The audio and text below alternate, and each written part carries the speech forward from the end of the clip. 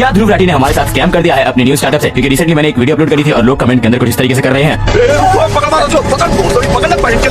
सबसे बड़ा सवाल ये स्कैम है या नहीं, और कैसे 12,000 के टूल्स हमें सिर्फ 1,000 के अंदर मिल रहे हैं? इन सब का जवाब तुम खुद मुझे वीडियो के एंड तक दे दोगे। चलो बताता हूँ। ध्रुव राठी ने अपने AI फिएस्टा के अंदर 5 अलग अलग मॉडल्स को इंटीग्रेट किया है। उसने खुद का कोई AI नहीं बनाया है, उसने बस कंपनी के API का यूज किया है। API होता ही इसलिए है ताकि कोई और कंपनी किसी और कंपनी का API यूज करके उसे अपने फायदे के लिए इस्तेमाल कर सके। एग्जांपल के लिए अगर आप किसी और एप्लीकेशन में इमेज सर्च का फीचर देखते हो तो उन्होंने गूगल का API यूज किया है इस फीचर के लिए अपने एप्लीकेशन में, और ये API वर्क करता है टोकन के ऊपर। चलो बताता हूँ आप टोकन का क्या गेम है। सो बेसिकली जब हम किसी AI से 30 से 40 वर्ड का सवाल पूछते हैं तो हमारा 50 टोकन यूज होता है, और जब उस सवाल के जवाब में AI हमें 200 वर्ड का आंसर देता है तो हमें उसके लिए 250 टोकन यूज करने पड़ते हैं। जवाब के अंदर हमें ज्यादा टोकन देना पड़ता है और सवाल में हमारा कम टोकन यूज होता है। लेकिन AI फिएस्टा में आपको 5 अलग अलग मॉडल्स के ऊपर टोकन खर्चा करना पड़ेगा, क्योंकि आपको 5 आंसर मिलेंगे हर सवाल के ऊपर। उसके बाद ध्रुव राठी के इस AI के अंदर सब्सक्रिप्शन लेने पर आपको 4 लाख टोकन मिलते हैं मंथली, जिसका प्राइस होता है 1000 रुपीज। लेकिन अगर आप उस 4 लाख टोकन का यूज नहीं कर पाते हो फिर भी आपको 1000 रुपए देने ही पड़ेंगे। मान लो आपने पूरे महीने में 50,000 टोकन यूज किया, जिसका आप ऑलरेडी 1000 रुपए दे चुके हो, लेकिन ध्रुव राठी को कंपनी की तरफ से सिर्फ 50,000 टोकन का ही बिल आएगा, क्योंकि आपने उतना ही यूज किया था, जिसका प्राइस होता है अप्रोक्सीमेटली 200 से 250 रुपए। ज्यादा से ज्यादा 300 हो सकता है। यही से जो बाकी का पैसा बच जाता है वो ध्रुव राठी के स्टार्टअप का फायदा होगा। तो आई होप आपको आंसर मिल चुका होगा। इसका जवाब प्लीज कमेंट के अंदर बता देना आपको क्या समझ में आया।